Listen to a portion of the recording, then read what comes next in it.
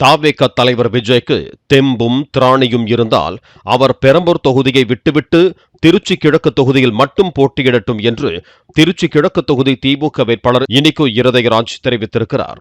திருச்சி விமான நிலையத்தில் செய்தியாளர்களை சந்தித்தவர் விஜய் தைரியம் இல்லாதவர் என்று விமர்சித்தார்.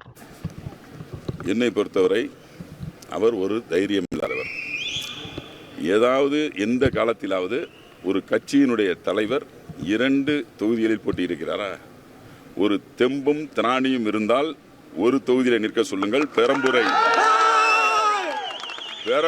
விட்டு இங்கே திருச்சி கிழக்கில் என்னோடு மோத சொல்லுங்கள். நிச்சயமாக வெற்றி எங்கள் பக்கம்.